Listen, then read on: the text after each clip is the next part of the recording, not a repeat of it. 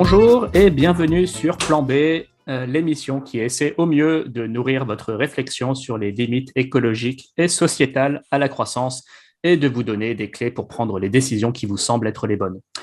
Nous recevons régulièrement ici des entrepreneurs, comme dernièrement Laure Wagner, dans le domaine de la mobilité des salariés des entreprises, ou Maxence Fourneau, dans le domaine des équipements low-tech pour les ménages et les entreprises. On reçoit également un entrepreneur aujourd'hui et nous allons parler d'agriculture, de transition vers une agriculture régénérative, comment on sort de la dépendance au pétrole tout en préservant les sols et la biodiversité, tout en s'adaptant au changement climatique et tout en nourrissant le monde avec une alimentation saine, sacrée équation alimentaire. Pour en parler, sans prétendre avoir tout compris et avoir toutes les solutions loin s'en faut, je reçois Jérémy Weinstein. Bonjour Jérémy. Bonjour Cyrus.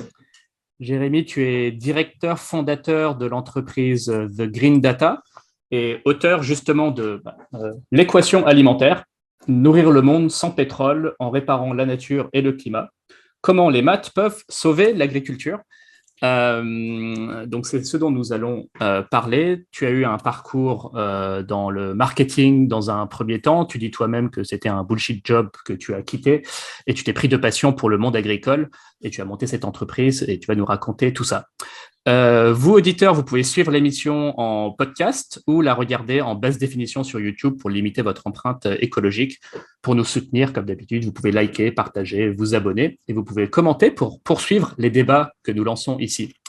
Avec Jérémy, on va parler de sa reconversion, un sujet qui anime beaucoup d'autres de nos auditeurs en termes de reconversion professionnelle, l'activité de ton entreprise, les grands messages de ton livre, à quoi servent les mathématiques, qu'est-ce qui manque dans le monde agricole en termes de mathématisation. Et puis on conclura quand même sur un regard plus général que tu portes sur l'agriculture, son avenir. On fera aussi un point sur la guerre en Ukraine et ce qu'elle révèle, les leçons qu'on peut en tirer. Voilà, peut-être Jérémy, je te laisse démarrer assez librement par ce qui a motivé ta reconversion et en quoi elle consiste. Merci Cyrus. Donc, bonjour à tous. Donc, en deux mots, je m'appelle Jérémy Weinstein. Je suis fondateur d'une société qui s'appelle The Green Data, dont l'objectif est de développer des modèles mathématiques à destination de l'agriculture et de l'agroalimentaire. C'est d'ailleurs pour cette raison que j'ai écrit ce livre. Alors, d'où je viens, en fait, moi, je suis un matheux. J'ai fait la noble école polytechnique, voilà. Ensuite, j'ai fait une thèse de physique. Donc, j'ai un parcours qui est à la fois, j'ai un parcours scientifique, mais qui mélange des maths et de la physique. Et puis, en fait, je me suis rendu compte que mon vrai truc, c'était l'innovation, faire de l'innovation, monter des boîtes. Et donc, j'ai démarré il y a un peu plus d'une vingtaine d'années à travailler dans des startups, et en particulier dans un truc tout nouveau qui s'appelait Internet à l'époque et qui, depuis, a fait florès. Voilà, et vers 35 ans, je me suis dit que j'allais commencer à monter moi-même des boîtes. Et la première boîte que j'ai montée était une boîte dans le marketing, dans le web marketing.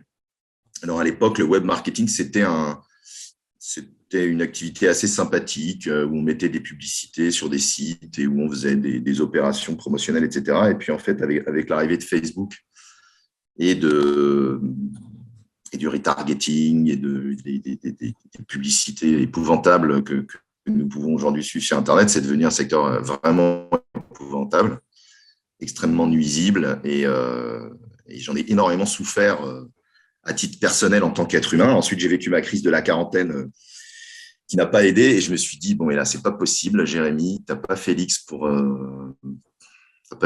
balancer des pubs dans la tronche des gens, c'est pas possible. Il faut que tu changes radicalement de job et que tu fasses autre chose. Ça, c'était en 2014. J'ai donc vendu ma boîte de web marketing et je me suis dit, qu'est-ce que je peux bien faire et comment je peux être utile, sachant que je suis un ingénieur. Donc moi, j'aime les maths, j'aime la physique, j'aime les machines, j'aime les trucs qui fonctionnent. J'ai écrit un bouquin sur les maths déjà à l'époque, un bouquin sur les maths pour les enfants, que je n'ai pas publié d'ailleurs, qu'un jour peut-être je publierai. Et puis, j'ai participé à monter une association avec Jérôme Cohen qui s'appelle Engage à l'époque, qui est une association qui s'est bien développée. Et je me suis dit, bon, comment je vais pouvoir être utile, quoi. Et c'est à ce moment-là que j'ai rencontré mon associé. Et ensemble, on s'est dit que le sujet de la modélisation mathématique était un sujet qui pouvait aider à prendre des décisions rationnelles dans des secteurs qui en avaient besoin. Et on a regardé un peu différents secteurs, l'éducation, la santé, et puis on est tombé un peu par hasard sur l'agriculture, l'agroalimentaire, et où on s'est dit, mais en fait, c'est un secteur extraordinaire, c'est un secteur qui a besoin d'être modernisé, qui a besoin de modèles mathématiques, qui est en plus face à des enjeux considérables écologiques, climatiques, etc. C'était en 2014, donc c'était avant les grandes marches du climat, etc. Mais il y avait quand même cette appréhension qu'on allait quand même au-devant de grands enjeux, d'une grande complexité, et qu'on était surtout au bout d'un modèle.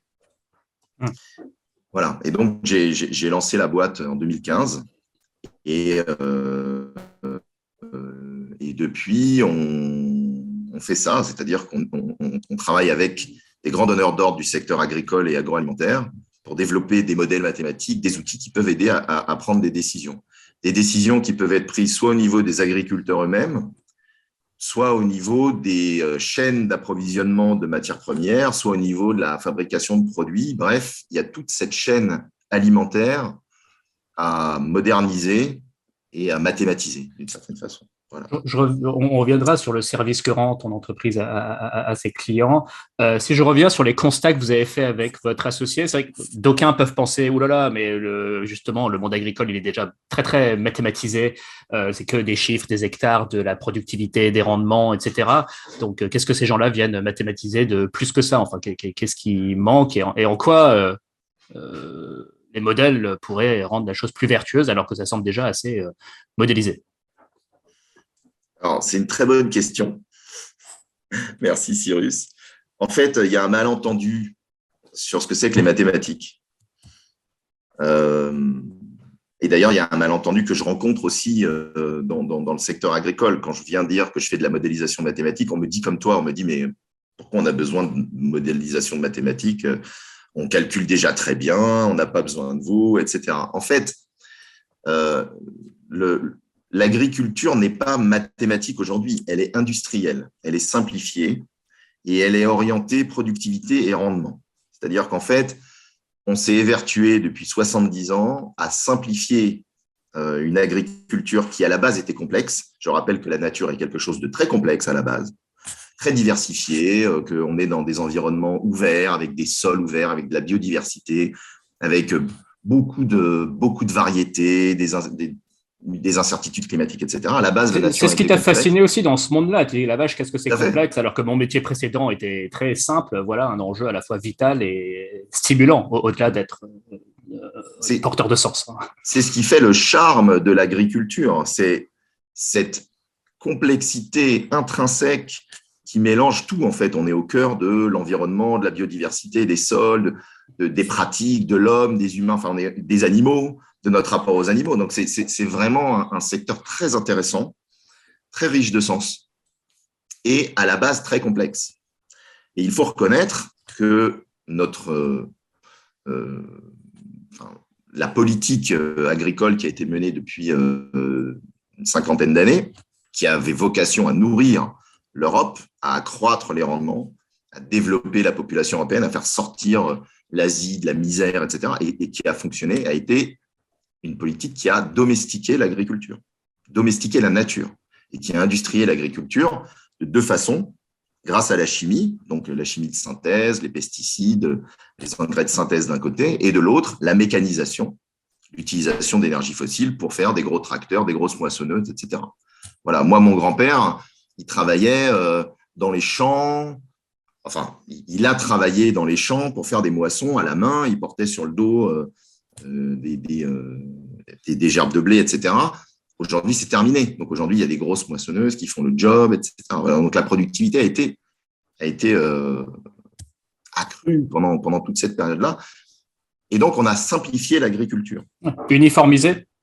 Uniformisé, simplifié. Où qu'on soit, oui, enfin, voilà, ouais, où qu'on soit, c'est le même modèle qui s'applique. On a eu un modèle de production extrêmement efficace, qu'à une époque, on appelait le progrès. sur lequel aujourd'hui on revient parce qu'on commence à en voir les limites. Mais là où je veux en venir, c'est que dans le cadre d'une agriculture simplifiée, on n'a pas besoin de mathématiques, en fait. Paradoxalement, on a l'impression de faire des mathématiques parce qu'on raisonne en surface, en hectares, etc. Mais en fait, pas du tout. On ne fait pas de mathématiques, on fait des règles de 3 parce que les choses sont simples. Et d'une certaine façon, c'est cette simplification de l'agriculture qui a empêché la modélisation mathématique de l'agriculture ou qui l'a rendue inutile. À quoi bon modéliser des pratiques, à quoi bon modéliser la complexité et les incertitudes quand, en fait, l'agriculture devient simple, planifiée, cadrée, et que les intrants permettent d'avoir des rendements prévisibles, en fait. Les mathématiques ne sont utiles que quand il y a de la complexité et de l'incertitude. Et en fait, de manière assez magique, depuis les années 60, on a une agriculture qui n'est ni complexe ni incertaine. Elle est devenue simple et prévisible. Donc, il n'y a plus besoin de mathématiques. On a bien compris la nuance entre industrialisation et mathématisation. Tu as évoqué beaucoup de paramètres plutôt d'ordre écologique pour dire déjà, mathématiser, c'est déjà intégrer aussi ces paramètres-là. Tu parles aussi dans ton livre de la notion même de risque et que c'est très peu pris en compte dans les modèles agricoles actuels. Oui, ça rejoint un peu ce que je viens de dire. Le risque en agriculture a été contrôlé et maîtrisé grâce aux intrants chimiques qui permettaient de se prémunir contre les incidents sanitaires et qui permettaient de maîtriser les intrants, enfin ce qu'on donnait aux plantes, par exemple, et aux animaux. Et donc, en maîtrisant ces risques-là, il ne restait plus que l'incertitude climatique. Voilà. C'est-à-dire, en gros, aujourd'hui, l'assurance agricole est une assurance qui porte essentiellement et uniquement sur des risques de grêle, des risques climatiques, etc. On n'a pas du tout modélisé ou même pris en compte des risques qui pouvaient être des risques systémiques dans des exploitations agricoles, par exemple, des risques macroéconomiques. Par exemple, on n'a pas pris en compte un risque comme la crise du Covid ou la guerre en Ukraine, etc. Tout ça, ce sont des risques qui ne sont pas pris en compte parce qu'on a vécu une période de paix et de tranquillité et de contrôle et de maîtrise pendant 50 ans. Et donc, il n'y a pas eu besoin de modéliser ces risques-là, tout simplement. Moi, je pense que quand il n'y a pas besoin, les gens ne le font pas. Voilà. Et je dirais qu'il y a eu un rendez-vous manqué entre la modélisation mathématique et l'agriculture parce que c'était simple et prévisible. Ce qui n'était pas du tout le cas dans les autres secteurs économiques. Le secteur de la logistique était un secteur extrêmement complexe et imprévisible et il a été totalement mathématisé. Le secteur de la finance, pareil. En fait, chaque fois qu'il y a des besoins de gestion de la complexité et de gestion des incertitudes, on fait appel aux mathématiques. Voilà. Et l'agriculture était trop simple et trop prévisible. Je me répète un peu, mais c'est ça le sujet. Et aujourd'hui, en fait, on retrouve de la complexité et de l'incertitude. C'est ça qui est nouveau dans l'agriculture. Ce qui est nouveau dans l'agriculture aujourd'hui depuis une dizaine d'années, c'est que l'agriculture redevient complexe parce qu'on se rend compte qu'on est obligé de sortir des énergies fossiles, on est obligé de retrouver des pratiques d'avant les énergies fossiles. Et donc nécessairement, ça crée de l'incertitude et de la complexité. On est obligé, par exemple, de complexifier les rotations. Comme tu le sais, les rotations pendant 50 ans, c'était blé orge colza, très simple, voilà, on ne se posait pas de questions, etc. Aujourd'hui, pour faire de l'agriculture de conservation des sols, on est obligé d'avoir des dizaines de cultures différentes, sur des parcelles différentes, de les faire tourner, parfois de faire 2 moissons par année, etc. Les choses deviennent compliquées. Et en plus, très incertaines, parce qu'à partir du moment où on réduit les énergies fossiles, on se prend des variations de rendement, des incidents sanitaires, etc. Voilà. Et donc, il faut des mathématiques pour prendre des décisions avisées dans un contexte qui devient complexe et incertain. Passionnant. Et puis, le monde agricole est très, très secoué en ce moment, à la fois par la flambée des prix des carburants, à la fois par on va dire, les restrictions possibles sur les engrais provenant de Russie. Alors, je ne savais pas que la Russie occupait une place aussi importante dans les exportations d'engrais de par le monde. C'est pour ça que les prix explosent. Là, récemment, l'arrêt des exportations venant d'Argentine sur le soja, avec aussi des réductions de récoltes en Ukraine, même si la guerre s'arrête demain, apparemment, un bon 20% des récoltes ukrainiennes seront de toute façon détruites. Donc, par exemple, le tournesol qui sert aussi pour la nutrition animale et les éleveurs. Voilà, on se prend effectivement beaucoup de chocs en assez peu de temps qui sont inédits, et je ne parle même pas de changement climatique. Donc, avec ton associé, vous faites tous ces constats-là, c'est extrêmement clair.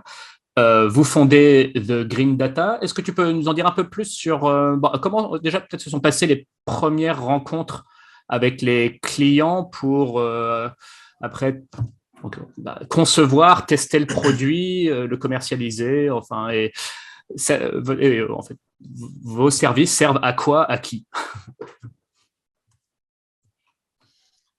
Nos services servent dans différents cas d'usage.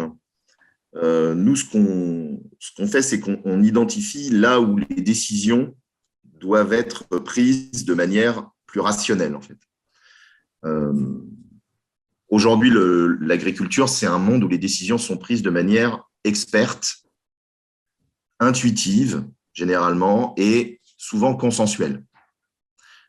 Et ce que je dis là, c'est vrai à la fois dans les exploitations agricoles, donc par exemple pour définir les cultures, la rotation, les pratiques, etc. C'est des décisions qui sont prises en collaboration avec des experts, avec les experts des coopératives, etc., en famille, souvent, parce que c'est dans le cadre d'une agriculture familiale. Donc souvent, on est dans ce type de décision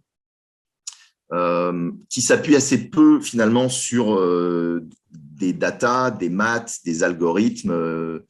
Et voilà. Et donc finalement, ça pose différents sujets. La première, c'est que les décisions sont souvent pas optimales dans des environnements compliqués, justement. C'est-à-dire, il vaut mieux avoir des machines qui nous aident à prendre des décisions quand il y a de l'incertitude et des différentes options. Donc, par exemple, un des cas d'application qu'on a développé avec une coopérative, c'est d'aider les agriculteurs à commercialiser leurs grains dans des contextes de marché qui varient tout le temps. Bon, ça n'a l'air de rien, mais si on veut maintenir les filières agricoles, il faut que les agriculteurs arrivent à maintenir les revenus. Si on veut arriver à maintenir les revenus, il faut être capable de avoir une attitude ou des décisions rationnelles face à des fluctuations de marché importantes. Et aujourd'hui, il n'y a pas d'outils, il y a très peu d'outils qui permettent aux agriculteurs de les aider à prendre ce type de décision. Alors que ce sont des outils qui sont absolument communs dans la finance traditionnelle, dans des marchés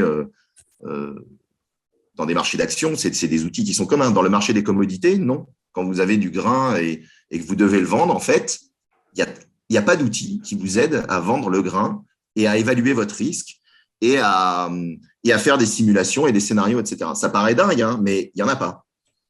Bon, donc voilà un exemple, par exemple, de décision au niveau d'une exploitation agricole. Au niveau des matières premières elles-mêmes, les organisations qui sont souvent des coopératives, des agro-industriels, pareil, n'ont pas de processus de décision qui sont très formalisés. Par exemple, les acheteurs de commodités, les acheteurs, je ne sais pas moi, un acheteur de café ou de cacao, ou de choses comme ça, c'est quand même des gens qui travaillent essentiellement à l'intuition et à l'expertise et qui ne s'appuient pas sur des scénarios, sur des machines, sur une intégration avec les besoins, sur des forecasts. Ça reste des univers qui sont semi-industriels, semi-artisanaux, et où les décisions sont quand même prises de manière très consensuelle sur la base d'avis d'experts. Voilà. Moi, j'ai vu, je ne vais pas citer de nom, mais je connais des entreprises qui prennent des engagements de plusieurs centaines de millions d'euros d'approvisionnement sur la base d'un avis d'experts. Ouais. Bon, alors, après, l'expert est très bon, hein. C'est comme au foot, hein. Quand on a un Ronaldo, on n'a pas besoin de machine. Non, ça, c'est sûr. C'est-à-dire, souvent, les experts sont hyper bons. D'ailleurs, en agriculture, les experts sont très bons. Les gens sont très, très bons. Ils sont très experts. Mais ça a développé une culture où l'expertise est roi, est reine, et où les machines n'ont pas de place. Or, quand vous devez faire travailler des acheteurs avec des industriels pour approvisionner les usines, que le contrôle de gestion doit piloter les risques, etc., tout d'un coup, on a besoin de mathématiques, on a besoin de rationaliser les décisions, on a besoin de capitaliser l'expertise des experts, parce que si les experts s'en vont, il n'y a plus d'expertise. Donc, l'approche mathématique et de modélisation mathématique, ça sert non seulement à rationaliser les décisions, mais ça sert aux entreprises à capitaliser leur propre expertise. Leur expertise d'approvisionnement, leur expertise de pratique. Par exemple, si vous prenez, je sais pas moi, des filières comme les filières viticoles, par exemple, vous avez beaucoup de pratiques et de savoir-faire qui sont dans la tête des gens. Oui. Et quand ces gens vont partir à la retraite, il n'y a plus d'expertise. Donc, dans toutes les autres industries, l'expertise des personnes clés a été modélisée dans le cadre de modèles mathématiques qui, d'ailleurs, constituent un actif pour les sociétés. Boeing, Ariane 5, etc. Tout ça, il y a des modèles qui font que quand les gens partent, leur savoir-faire reste et reste comme un capital de l'entreprise. Dans l'agroalimentaire, ça n'est pas encore fait. Ça n'a pas encore été… l'expertise n'a pas encore été capitalisée sous forme de mathématiques. Ouais, en parlant d'aviation, effectivement, ça fait partie de ces secteurs que tu cites, alors en exemple, pas au sens prenez l'avion comme bon vous semble, au sens comment s'en inspirer en termes du travail qui a été fait, en quoi ça peut être utile au monde de l'agriculture. Tu parles de la plateforme Amadeus et tu dis, regardez, je te laisserai développer, regardez le niveau de finesse qu'ils ont développé pour modéliser leur activité. Le jour où l'agriculture atteint ne serait-ce 10-20% de ça, déjà, on sera bien avancé. Mais voilà, à quoi ressemblerait finalement une plateforme Amadeus de l'agriculture, par exemple? Quelles seraient les modélisations qui seraient utiles au monde agricole dans son ensemble? Alors, j'en donne un exemple utopique dans ma conclusion. La fameuse la plateforme que j'appelle Lynx, qui est la grande plateforme alimentaire européenne que le monde nous envie en 2052. Une plateforme alimentaire me semble quelque chose de tout à fait faisable. Et on pourrait s'inspirer de la plateforme Amadeus. La plateforme Amadeus, c'est une plateforme qui permet de tout faire au niveau de l'aviation, qui permet à la fois d'optimiser la logistique, les transactions, les prévisions, qui permet de simuler des incidents, qui permet d'assurer la sécurité, qui permet de tout faire en fait. C'est une plateforme gigantesque à une échelle mondiale qui permet de gérer tous les flux et qui permet d'assurer aussi la qualité de service qu'on peut avoir quand on prend l'avion. Quand on prend l'avion, on peut simuler un avion de n'importe quel vol, entre n'importe quelle destination, même sur des compagnies qu'on n'a jamais prises, et on peut en plus commander un repas chaud à table et végétarien. Bon, quand on se rend compte de ce que l'aviation civile a été capable de faire par la mise en commun de ces données et de ces algorithmes, on se dit effectivement pourquoi pas l'alimentation. Pour moi, de manière très similaire, on pourrait avoir une plateforme alimentaire qui nous permette de gérer les flux de matières premières au niveau européen, au moins européen, c'est-à-dire pouvoir tracer les flux, en temps réel, savoir ce qui est transporté, ce qui pousse, les prévisions de rendement, d'où ça part, où ça vient, etc., sur les différentes filières. Deuxièmement, je pense que c'est une plateforme qui pourrait aussi permettre de collaborer, de beaucoup mieux collaborer entre l'agriculture et différents secteurs que sont le secteur financier, le secteur agroalimentaire et les politiques publiques.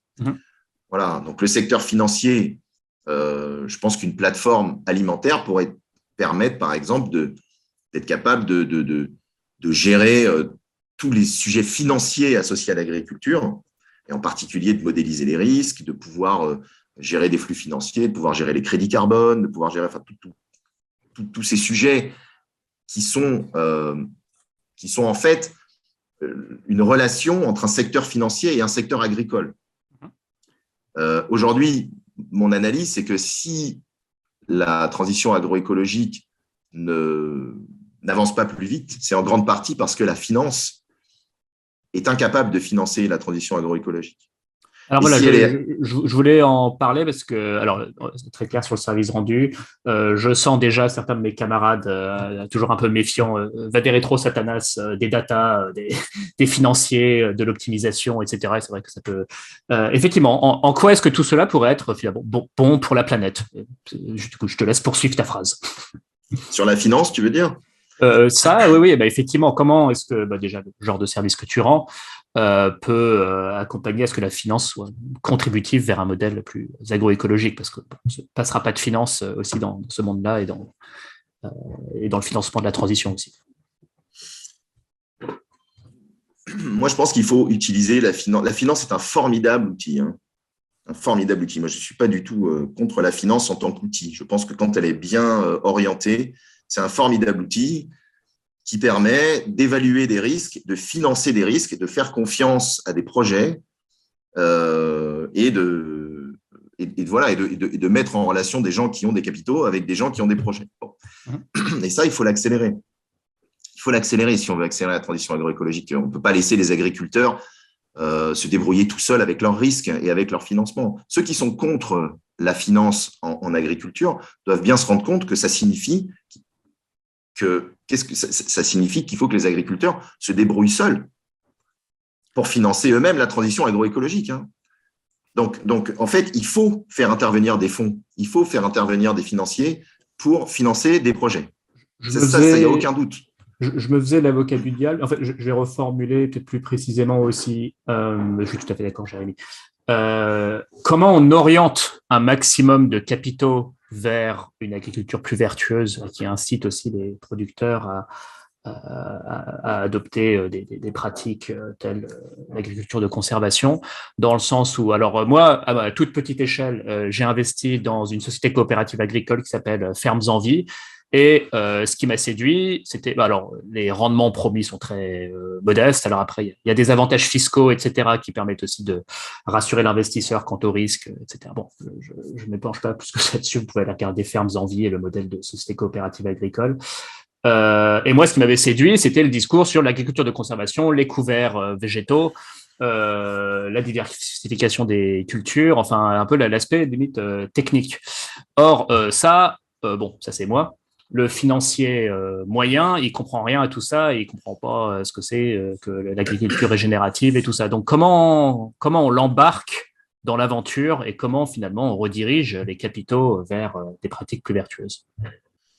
Justement, en mathématisant le sujet. C'est pour des gens comme toi qui sont intéressés par l'agriculture de conservation. Ça va être facile d'aller te prendre ton argent et de te dire, écoute, investis. En plus, c'est un investissement pour toi qui a du sens, qui a un côté affectif, etc. Bon, ça, c'est bien, mais ça passe pas à l'échelle, ça. C'est-à-dire, si on fait appel uniquement aux gens pour qui c'est affectif, on n'ira pas très loin. Donc, il faut vraiment passer à l'échelle. Pour passer à l'échelle, il faut parler risque. Un financier, il comprend que le risque. C'est le langage financier, c'est le risque, c'est leur métier, c'est le risque. Voilà. Comment marche la finance? On définit des modèles de risque, on en fait des produits financiers et ensuite on finance ces produits financiers parce qu'en face du risque, il y a de la rentabilité et donc il y a un rapport entre risque et performance. Voilà. Le gros problème qu'il y a aujourd'hui sur les green bonds et qui est beaucoup critiqué, c'est qu'en fait, il n'y a aucune modélisation des risques et de véritable performance green qui est associée à ces produits. C'est-à-dire qu'en fait, on dit que les produits sont green sans avoir vraiment fait l'effort de modéliser en quoi ils sont green. Ils sont green parce qu'ils appartiennent à une taxonomie. Et voilà. Donc, c'est très administratif comme constat, ou plutôt comme processus. Résultat, les green bonds ne marchent pas. Voilà. Il n'y a aucun effet sur le climat. C'est très, très décrié. Toi-même, je crois que tu avais fait un plan B sur… Je ne sais plus. Non, c'était pas moi. C'était pas toi. Mais bon, il y a eu beaucoup de… Il y a eu beaucoup de critiques qui sont faites sur les green bonds parce que ce n'est pas parce que tu appartiens à une taxonomie que tu as vraiment un impact. Bon. L'agriculture régénérative a un vrai impact sur les sols, sur la biodiversité. Cet impact-là, il faut le modéliser. Cet impact, en face de cet impact, il y a des risques. Les agriculteurs qui se lancent dans des transitions agroécologiques prennent des risques, en particulier des risques de rendement, la complexité s'accroît. Voilà, on peut se planter au milieu d'une transition. Hein. Juste pour rappel, une transition, ça prend 5, 7, 10 ans. On peut se planter au milieu. On peut se prendre un incident climatique au milieu, etc. Bon. Donc, toute cette modélisation-là, cet accompagnement des agriculteurs dans la transition doit se faire en modélisant des risques et en financiarisant ces risques-là. Voilà. Il faut investir dans des projets agroécologiques, il faut qu'on puisse permettre de scaler, donc d'être capable vraiment de passer à l'échelle pour susciter les investissements. Ça ne se fera que si on modélise les risques et la performance attendue de manière auditable, mathématique, modélisable. Voilà. Et aujourd'hui, ces modèles-là n'existent pas. Ils sont inventés. C'est très intéressant. C'est quoi je ne sais pas si c'est le bon terme, la proposition de valeur de l'agriculture régénérative en termes d'atténuation des risques? Parce que, alors d'un côté, je comprends, je sais bien, la transition elle-même est risquée, elle peut être longue, on peut se planter, on peut perdre des rendements au milieu, on peut ne jamais retrouver ses rendements d'avant. Je pense, même une fois que ça se stabilise, on peut avoir perdu, je sais pas, 10-20% de rendement, par exemple. Bon. Mais en même temps, si je comprends bien, il y a l'avantage de la résilience climatique, hydrique, une moindre exposition au risque d'explosion du prix des engrais, par exemple, puisqu'on laisse davantage la vie du sol faire le travail de fertilité. Enfin voilà, peut-être moins d'exposition aussi à la flambée du prix des carburants, parce que moins de passage du tracteur, voire plus du tout de travail du sol. Est-ce que c'est un peu tout ça, ou est-ce que je m'égare et je ne comprends pas? Non, c'est ça. Ah, d'accord. Non, mais c'est tout à fait ça. C'est tout à fait ça. Donc, déjà, il faut savoir que c'est des nouveaux sujets. Les sujets agroécologiques. Alors, à la fois, c'est des vieux sujets parce que c'est des choses qui sont connues depuis longtemps et qui sont défendues par des militants et on redécouvre acharnés depuis longtemps. Mais ce sont des nouveaux sujets comment dire, pour le passage à l'échelle. Voilà. Il y a beaucoup de choses qu'on ne sait pas, par exemple, sur l'agroécologie. Voilà. Il y a beaucoup de choses qu'on intuite. Ça reste un secteur très expert. Donc, je dirais que la modélisation des pratiques, de leurs impacts, quand est-ce que ça marche, quand est-ce que ça ne marche pas, même en termes d'impact. Tout le sujet sur la captation du carbone dans les sols, par exemple, c'est un sujet qui reste très ouvert et très controversé. Ouais. Donc, une autre des difficultés, c'est que scientifiquement, beaucoup de choses restent à faire. À l'INRAE, voilà, dans les labos, beaucoup de choses restent à faire, beaucoup de tests restent à faire pour voir vraiment ce qui se passe dans les sols, comment se régénère la biodiversité, quel est le rôle de l'agroforesterie, etc. Enfin, il y a beaucoup de choses qui sont encore à découvrir et à comprendre, en fait, en termes de vie du sol. Bon. Donc, évidemment, modéliser les risques dans un contexte où, en plus, scientifiquement, on n'est pas super sûr de ce qu'on dit, c'est pas facile. Et c'est pas parce que c'est pas facile qu'il ne faut pas le faire. Voilà, ça, c'est mon credo. Ah, bien sûr. C'est-à-dire que, voilà, on sait un certain nombre de choses sur l'agriculture régénérative, on sait les bénéfices qu'elle a sur les sols, on peut modéliser effectivement sa résilience face à la fluctuation des énergies fossiles. On peut modéliser les émissions de CO2, par exemple, associées à ce type d'agriculture, même si ça reste controversé, même s'il y a, par exemple, différents types d'estimateurs carbone aujourd'hui sur le marché, on peut quand même commencer à modéliser des choses et à les packager sous forme de modèles mathématiques pour que les financiers puissent s'en emparer. Je pense qu'on est là, en 2022, on est dans une année assez charnière où on va pouvoir, nous, The Green Data, mais je dirais nous, d'un point de vue collectif, être capable de modéliser les risques financiers associés aux transitions agroécologiques, qui est quelque chose de très nouveau et qui n'a jamais été fait auparavant. Ce qui est aussi très nouveau, c'est que c'est une modélisation que j'appelle systémique, c'est-à-dire on est obligé de modéliser des systèmes, en fait. On est obligé de modéliser des écosystèmes pour modéliser les impacts. Et je ne sais pas si c'est un sujet que tu as exploré tant que ça, mais je tente. Quid des… Parce qu'il y a voilà, rendre des services aux écosystèmes, planter, entretenir des haies, ça prend du temps, donc ça se rémunère, c'est pas juste comme ça par magie. Quid des marchés qui pourraient émerger, être créés, qui existent peu, hein, des marchés pour rémunérer les services rendus aux écosystèmes. Est-ce que la finance a aussi un rôle à jouer là-dedans? Qu'est-ce qu'elle a à y gagner? Alors, pour moi, le sujet de la finance, c'est plutôt les risques.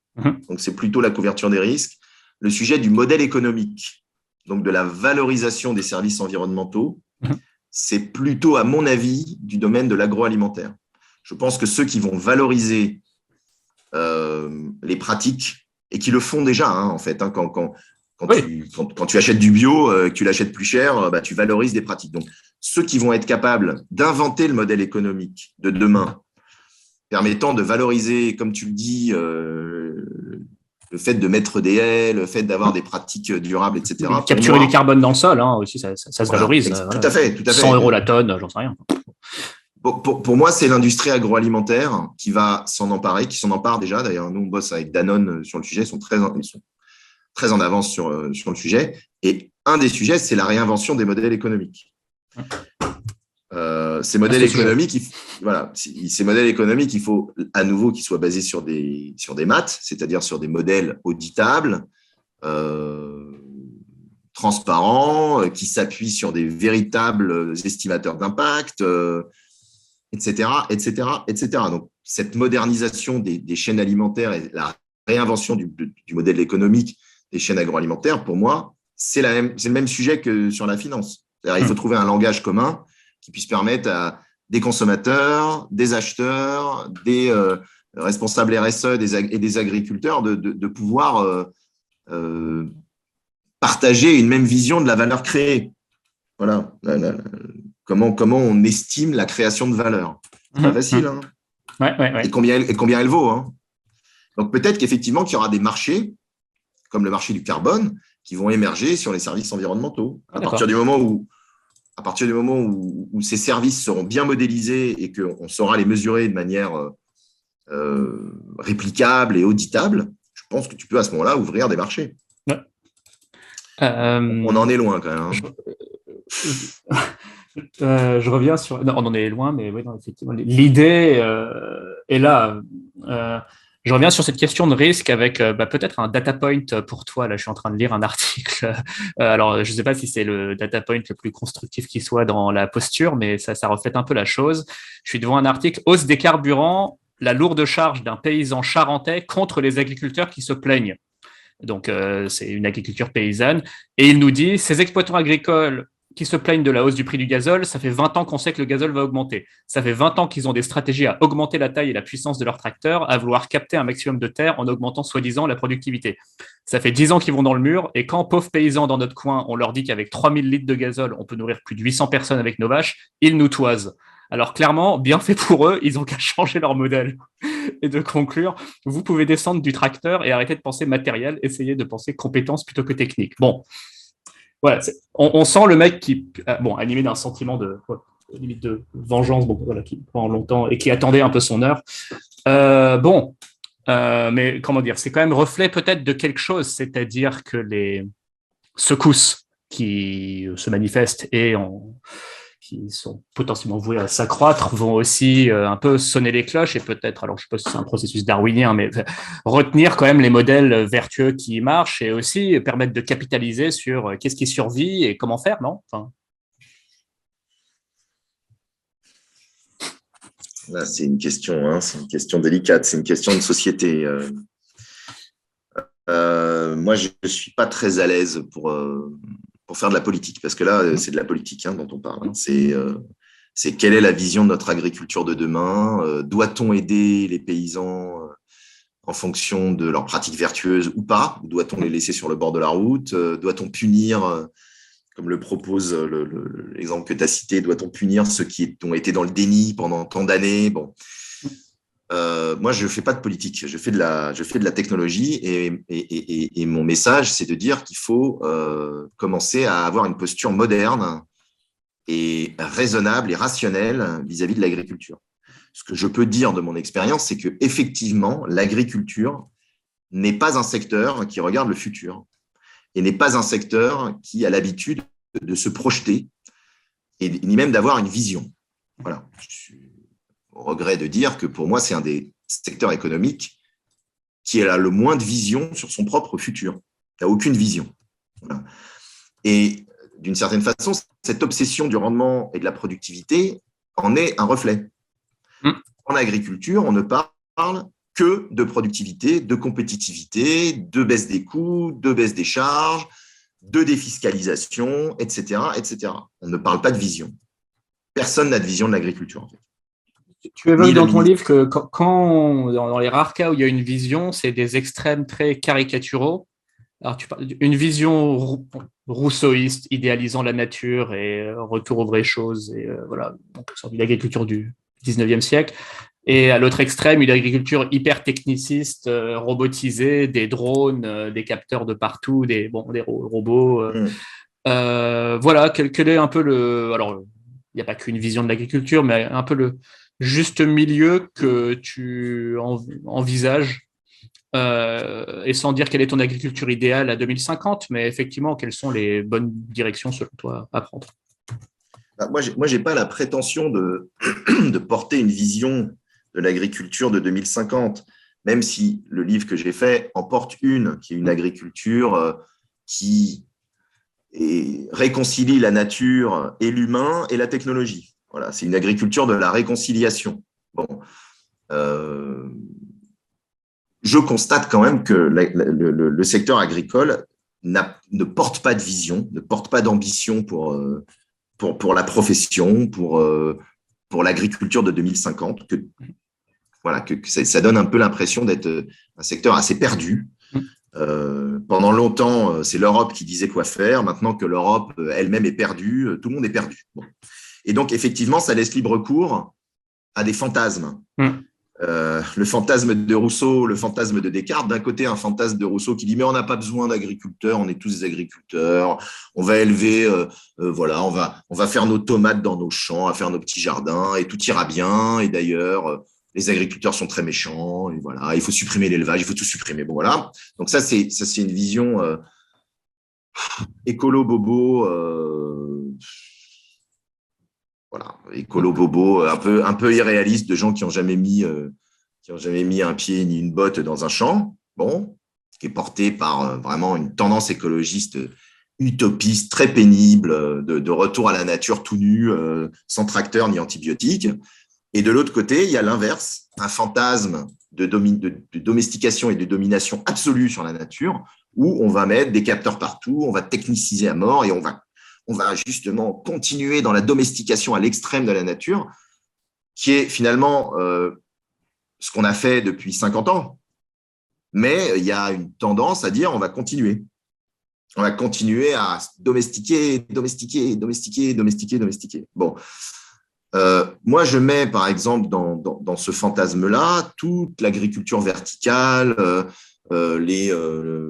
toute l'agriculture urbaine, etc., qui consiste en fait… Alors, je sais que je vais me faire des ennemis en disant ça, hein, mais je considère, par exemple, que de dire on va faire de l'agriculture dans des entrepôts, dans des cages en verre, etc., en fait, d'une certaine façon, c'est artificialiser à mort le sujet alimentaire. Bon, pourquoi pas, hein, on peut se dire, finalement, on n'a nul besoin de retourner à la nature, on n'a nul besoin de retourner à une agriculture raisonnée, raisonnable, etc. Finalement, l'agriculture de demain, ce sera dans des containers qui seront dans des villes et on vivra dans un monde totalement artificiel à la Moebius. Voilà. Bon, pourquoi pas. Personnellement, ce n'est pas ma came, hein. Ce n'est pas ma vision de l'agriculture de demain. Moi, la vision que je porte et pour laquelle je pense que la technologie et les mathématiques en particulier ont un vrai intérêt, c'est une agriculture réconciliée avec la nature, qu'on appelle traditionnellement agriculture régénérative, même si elle recouvre beaucoup de pratiques différentes, voilà, et qui est assez complexe. C'est une agriculture de restauration des sols, de bien-être animal, de polyculture élevage. C'est une agriculture extensive, c'est une agriculture qui est intégrée au paysage, c'est une agriculture qui produit des bénéfices environnementaux sur la nature. Voilà. Très clair. Et cette vision-là, j'aimerais bien que la profession la porte. Ça commence à venir un peu, mais c'est pas encore ça. Pour l'instant, ça parle encore beaucoup compétitivité, productivité, rendement, et il faut mettre plus d'engrais, etc. Donc, la profession n'a pas franchi le cap, hein, et la profession, je pense, ne s'est même pas autorisée à porter une vision pour l'agriculture de 2050. Je pense que un des vrais sujets de l'agriculture, c'est qu'il faut maintenant qu'on s'autorise. Il faut qu'on s'autorise à porter une vision. On a été trop longtemps dans un système administré, orienté production, où il fallait nourrir les Européens. Bon, c'est bon, maintenant les Européens, ils sont nourris. Voilà, maintenant on a des problèmes d'obésité, donc ça suffit. Il faut maintenant s'autoriser à avoir une nouvelle vision de l'agriculture, qui soit une agriculture plus durable, régénérative et plus rationnelle. Plus rationnelle, c'est-à-dire qui s'appuie sur des outils, sur le digital, sur des prises de décision rationnelles, sur de la science. Parce que c'est une agriculture plus complexe. C'est comme ça, il faut se réconcilier avec la complexité. Il y a un certain nombre de dénis dans lequel il va falloir qu'on sorte. Et quand je dis on, je m'inclus dedans. Hein, c'est les consommateurs doivent sortir du déni, les agriculteurs doivent sortir du déni. Voilà, en tant que consommateur, on est aussi encore dans une vision où il va falloir manger durable pour pas cher et où, de toute façon, il est hors de question que je paye un surplus, une prime environnementale à qui que ce soit, etc. Non, il va falloir sortir de ça. Hein. Il va falloir arrêter de croire qu'on va pouvoir à la fois réparer la nature tout en payant pas cher le jambon, quoi. Donc, il y a aussi ce travail d'éducation à faire pour petit à petit faire en sorte que l'alimentation redevienne un projet sociétal. Parce qu'elle n'est pas du tout aujourd'hui. Hein. Je vais peut-être pas me faire des amis en disant ça, mais j'ai lu aussi qu'on est à 3000 calories par jour par Français. Bon, je veux dire, on n'est pas 67 millions de marathoniens, quoi. Parenthèse, enfin, parmi les marges de manœuvre pour. Après, bon, on a une responsabilité quand même à exporter en France vers des pays qui sont dépendants de nous pour se nourrir. Donc, c'est aussi cet équilibre-là à trouver. D'ailleurs, je ne sais pas si c'est le sujet sur lequel je voulais t'embarquer forcément tout de suite. J'aurais bien parlé effectivement des tensions sur le blé dans le monde lié à la guerre en Ukraine, tout ça, peut-être. Mais on laissera ça pour la fin dans une dizaine de minutes. Peut-être avant ça, je voulais revenir alors sur la notion de choc des cultures, qui est assez prégnante dans ton livre et aussi dans ton parcours. Alors dans ton livre, parce que choc des cultures, comme tout ce que tu évoques depuis tout à l'heure, il y a un choc des cultures envers un monde qui n'a pas cette vision-là des mathématiques, qui n'a pas de plan, et tout un tas de choses que tu as évoquées. À ton échelle personnelle, donc tu te dis toi-même dans ton livre, je suis un bobo citadin, Nima, non issu du monde agricole, enfin, ton entrée dans ce monde-là, les personnes à qui tu as parlé, enfin, comment est-ce que tu as été accueilli et comment est-ce que tu as trouvé ta place, j'ai envie de dire, malgré tes origines, parce qu'on parle aussi d'un monde qui peut être un peu méfiant envers les gens qui n'y sont pas issus, n'en sont pas issus. Écoute, il y a de tout. Hein. C'est comme dans tous les secteurs. Il y a des gens qui m'ont accueilli, il y a des gens qui se sont méfiés. J'ai eu un certain nombre de déboires, enfin de déboires, non, mais disons que ceux qui se méfient le plus sont les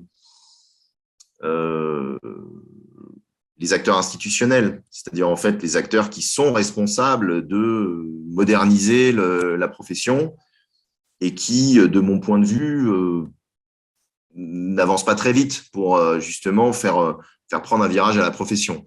Les agriculteurs enfin, moi, les relations que j'ai extrêmement ouvertes, intéressées, favorables, etc. Voilà. Mais bon, l'agriculture, c'est un monde très complexe, très. Il y a beaucoup de cultures, il y a des agricultures. Hein, quand on parle de l'agriculture, déjà entre l'élevage et les grandes cultures, ça n'a rien à voir. La viticulture, ça n'a rien à voir. L'arboriculture, ça n'a rien à voir. Donc, je dirais que des petits, dont certains d'ailleurs que je ne connais absolument pas, j'ai jamais mis les pieds et qui me restent à découvrir. Mais je pense qu'il y a une vraie volonté de changer en fait dans ce secteur. c'est des gens très curieux, globalement, parce que c'est des gens qui sont en contact avec le terrain tout le temps. Et donc, ça les intéresse d'écouter ce que j'ai à raconter. Moi, effectivement, je ne viens pas du tout de ce milieu-là. Je raconte des histoires de mathématiques dans un secteur qui ne les utilise pas du tout. Mais globalement, j'ai trouvé des gens progressistes, en fait, qui m'ont beaucoup aidé à diffuser les idées. Et si j'ai écrit ce bouquin, d'ailleurs, c'est aussi pour ça. Hein. C'est pas pour devenir riche, hein, si ça peut rassurer tes auditeurs. C'est pas en écrivant un bouquin sur les maths dans l'agriculture qu'on devient riche. Hein. Non, voilà. Par contre, ça permet de diffuser des idées qui sont plutôt optimistes. Moi, je suis plutôt optimiste sur le secteur agricole, sur sa capacité de se réformer, de sa capacité de se prendre en main, justement de se moderniser et de changer de posture vis-à-vis de son propre métier. Je pense qu'il y en a besoin parce qu'il faut réenchanter ce métier et il faut se redonner un projet sociétal, alimentaire, commun. Donc, pour moi, le fait de proposer les maths comme une sorte de langage universel qui va permettre de faciliter les échanges et de les rationaliser, c'est un discours qui fait mouche. C'est un discours qui fait mouche en particulier auprès. Par exemple, au Salon de l'Agriculture, j'ai quand même vendu 70 livres, dont un au président de l'APAD. Et le président de l'APAD, au début, il était très, très dubitatif sur l'intérêt que puissent avoir les mathématiques pour l'agriculture de conservation des sols. Mais au bout d'un moment, on se comprend, quoi. Et on comprend que c'est plutôt un moyen de mieux travailler, quoi. Un moyen d'ouvrir des potentiels, un moyen d'ouvrir des perspectives, d'utiliser les mathématiques, la puissance des mathématiques au service de l'agriculture régénérative. C'est plutôt comme ça qu'il faut le voir, quoi. C'est les maths au service des hommes et au service de la transformation agricole. C'est pas des machines et des robots qui vont remplacer les hommes, quoi. C'est pas du tout ça, l'idée. Et donc, quand on parle de ça et qu'on échange avec les acteurs de terrain, ils comprennent très bien et ils trouvent ça très intéressant. Non, on avait une même note d'espoir lorsqu'on a reçu Anne Trombini Pour une agriculture du vivant et Francis Bucaille de Gaillago. Effectivement, il y a ce vent d'espoir et aussi de prise de conscience qui souffle à travers la profession. Je sais pas si… Alors, c'était ma dernière question. Très intéressé par tous ces sujets-là. Comment ? Pardon, vas-y. Je dis les écoles, c'est par là. Pouvoir former les jeunes agriculteurs sur les sujets de la modélisation mathématique, comment les maths peuvent vous aider à mieux travailler, à mieux gérer vos fermes, la complexité, etc. C'est les jeunes générations qui vont faire le job, non, c'est clair. Hein. Ça va être la base, oui. Peut-être pour clore justement notre échange, merci beaucoup, Jérémy, c'est vraiment passionnant. Sur cette guerre en Ukraine, les tensions sur le blé, sur les engrais qu'elle engendre, sans réagir à chaud au fil de l'eau, et chaque jour, je change d'avis sur tout un tas de questions. Qu'est-ce que ça pourrait transformer qu'est-ce que ça pourrait engendrer? Comme toute crise qui impacte nos systèmes alimentaires, ça ne peut qu'accélérer ce que je raconte. Hein. Je ne sais pas si tu sais quand est-ce qu'ont été inventés les premiers ordinateurs et la cybernétique par Turing. C'était en période de guerre. Il n'y a pas photo. À partir du moment où on est en période de guerre et qu'on est en insécurité alimentaire, on va s'organiser, on va commencer à faire de la modélisation mathématique, à piloter les risques. Et voilà, je veux dire, à toute chose, malheur est bon. C'est une guerre épouvantable qui va avoir des conséquences épouvantables en termes de famine mondiale. Il serait temps qu'on s'organise un peu et qu'on commence à modéliser un peu l'alimentation mondiale et qu'on commence à anticiper les risques. Et voilà. Aujourd'hui, le blé, je ne suis pas un spécialiste de la géopolitique du blé, il y en a qui en parleront bien mieux que moi, mais on est à flux tendu, par exemple, au niveau des stocks mondiaux, ce qui veut dire que n'importe quel incident dont l'Ukraine a des conséquences absolument catastrophiques et dramatiques. Comment c'est possible qu'on en soit à piloter des stocks mondiaux sans avoir en ayant la même quantité d'offres et de demandes, sans avoir de buffer. Enfin, c'est des choses qui sont, c'est très, très, très, très risqué. Tout le monde le savait, mais personne ne le mesure, en fait, et personne ne le modélise vraiment. Il n'y a pas d'indicateur de risque, et finalement, voilà, l'agriculture avance sans être vraiment pilotée et de manière rationnelle. Donc, j'espère que ça fera évoluer les mentalités. Je pense que ça ne peut que accélérer la modernisation.